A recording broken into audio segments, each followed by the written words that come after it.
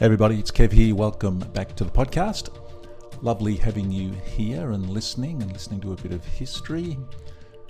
Things that occurred many years ago that we can really learn from and be inspired by.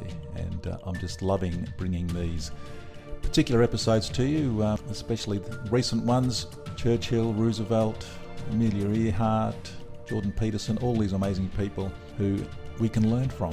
Success leaves clues, and these people were very successful, and I just love the fact that I'm going back myself, doing some research and just learning about their lives and just what they did, and it was just amazing. And just a quick reminder, if you are enjoying these episodes, please subscribe to the podcast, and if you feel inclined, I would love you to go onto Apple Podcasts and give me a 5-star review. Just say a few words about the podcast. Would love that. That really does helps get the word out there and helps this podcast spread around the world for more people to listen and more people to hopefully be inspired. Now today I want to talk to you again about Winston Churchill, and this is a speech that he gave, a little short speech he gave on the 30th of November 1954. So the war was certainly over. This was on his 80th birthday, and this was a presentation by both Houses of Parliament in Westminster Hall is where he gave this presentation. And in this he's talking about England and the nation and how it basically overcame the evil of Hitler and won the Second World War. And he was being spoken about in relation to his speeches during the war and how well they went. And this is his response. I'm very glad that Mr Attlee described my speeches in the war as expressing the will not only of Parliament, but of the whole nation. Their will was resolute and remorseless, and, as it proved, unconquerable. It fell to me to express it, and if I found the right words, you must remember that I have always earned my living by my pen and by my tongue. It was the nation and race dwelling all round the globe that had the lion heart. I had the luck to be called upon to give the roar. And he has such a great way with words, doesn't he? When you start reading some of his books, you just realise, wow, this guy was a real wordsmith. Amazing. And just, it's amazing.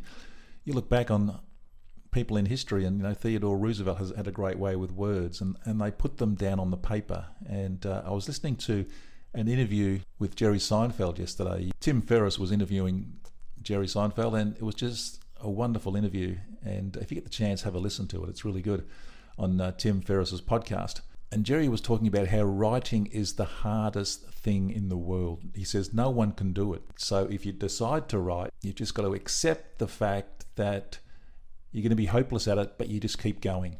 You just keep doing it. You set yourself some goals, and you just keep writing. You have a system every day.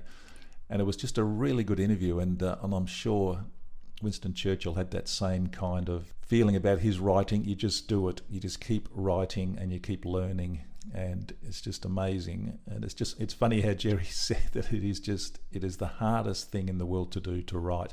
He said it's harder than a really big, hard weight session. But fascinating interview, so I highly recommend you go and check that out as well. He has some wonderful ideas on how to live your life. So Jerry Seinfeld and Tim Ferriss. So that's Winston Churchill. I've still got a few more days to go with him, I think, because there was just so much content there from him. He just really had an amazing life, and there is so much we can learn from him and people like him. And I really want to get a bit more deeper tomorrow. I'll probably go through his story, just give a summary of his story tomorrow. It may be the last day, I'm not sure, of Winston, but I might just summarise his life and go through, because as I say, he went through 2 world wars. He was there in World War I and World War II as the Prime Minister, so he has so much to pass on, and he has passed on so much, which is just amazing. So I'll do that tomorrow. And just a reminder again, my 100 Days to Self-Mastery Challenge is just about ready to pop. It'll definitely be up next week. It'll be launched, and I can't wait for that. It's just how it works. You just join the challenge, you subscribe, you jump on board, you select a challenge that you want to do, and it can be anything: running, reading a book, reading inspiring books. It might be reading books about Winston Churchill, Theodore Roosevelt, that kind of thing. It can be going to the gym. It can be doing meditation. It can be swimming. It can be cycling. Anything at all. It can be learning the guitar. It can be learning a language. Anything at all. You come, you join the group, come and you do the challenge every day for 100 days, 45 minutes minimum. And if you miss a day, you have to start again. And it's all about changing your mindset. It really is working on your mind, making your mind stronger, strengthening it so you have the power to do anything you want.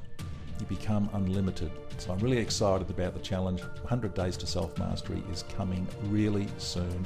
If you're interested, contact me. I'll tell you more about it. I've just about got everything ready to go.